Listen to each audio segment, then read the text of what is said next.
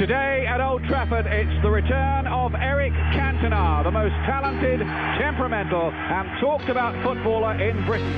Came back from his ban and his first game was Old Trafford against Liverpool. You don't get any bigger games than that. And for him to come back in his first game and make one and score one was just, that's just the sort of thing that happens to Eric. Cantona is back!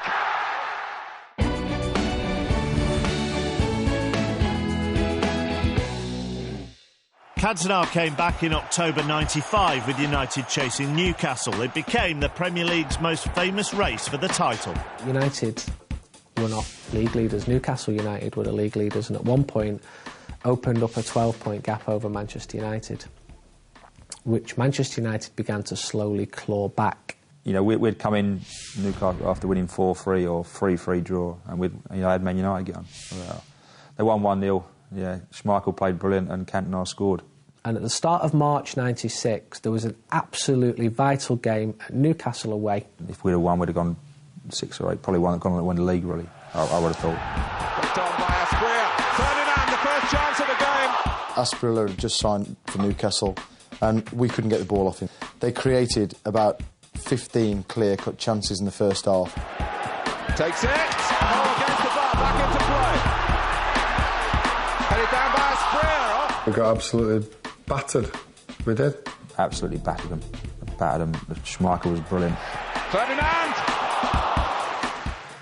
Cantona came up and scored. And that's what he did. And it comes for Cantona! Manchester United have struck! You probably thought, we don't deserve anything out of the game. But yet, one stroke of genius at the far post. We managed to beat them 1-0. Well, it's a huge victory for Manchester United. The gap is cut to just 1 point in Newcastle's favour.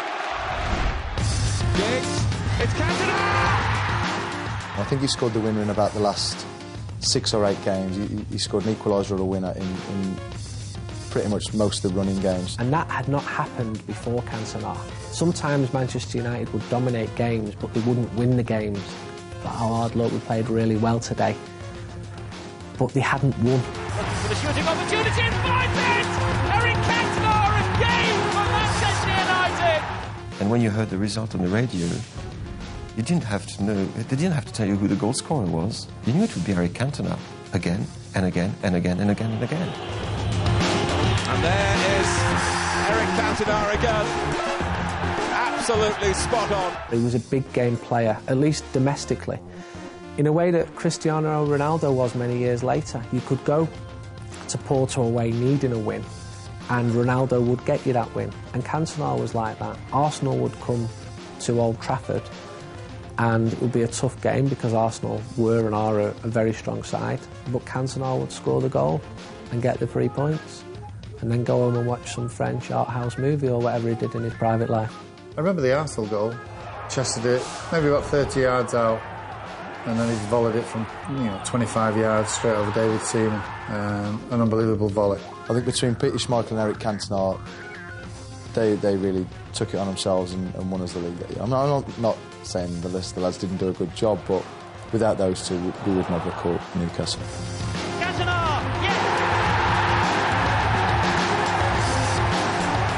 You felt it had to come eventually.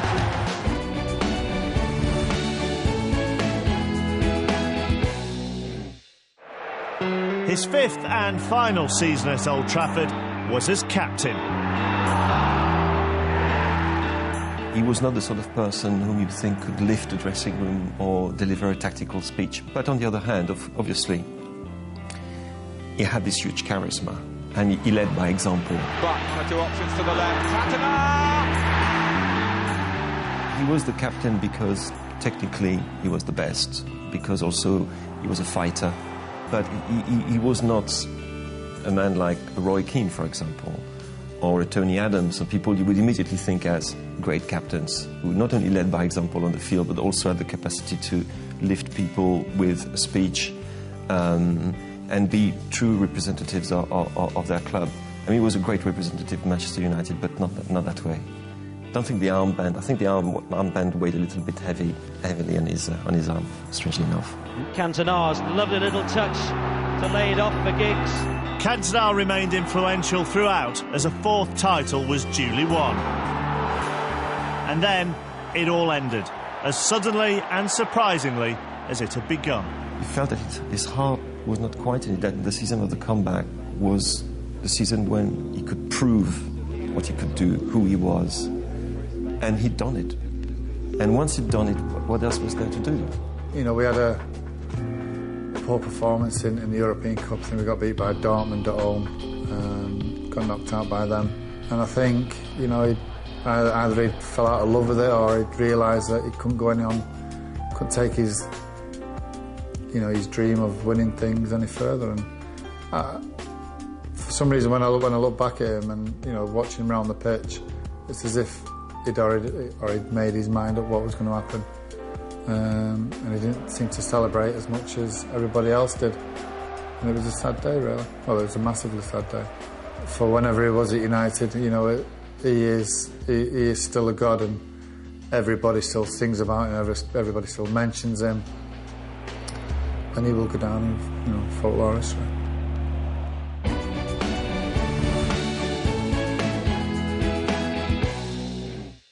Eric Cantona's signing for Manchester United, it wasn't so much a signing as a marriage when he and Old Trafford and Sir Alex came together. I think Alex Ferguson saw that he had a little pocket there for Cantona that would be perfect for him in a team that could really play around him and play off him. And I think when he got to Old Trafford, I think he found his home, if you like.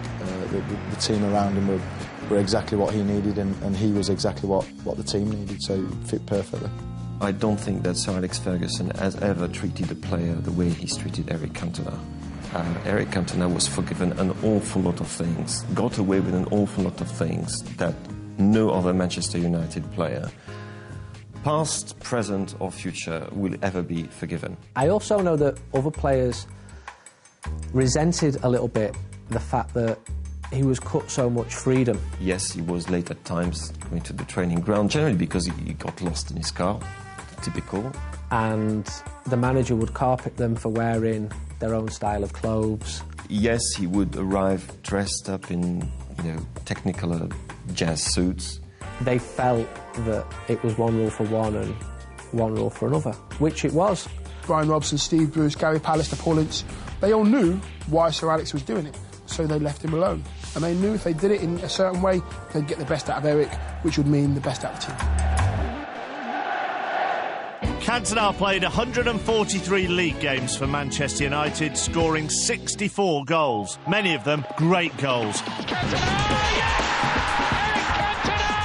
I really enjoyed the way that Eric Cantona played his football. I think there was a kind of a kindred spirit there. I think he really didn't care what other people thought about him. He played the game how he wanted to play it, and he had a kind of arrogance and a confidence about on a football pitch which I really admired, I must admit, and some of the goals that he scored for Manchester United kind of took your breath away and just made you just go, yeah, that's pretty special. The goal that he scored at Old Trafford, where he chipped it into the far corner and then just stood there with his chest pumped out.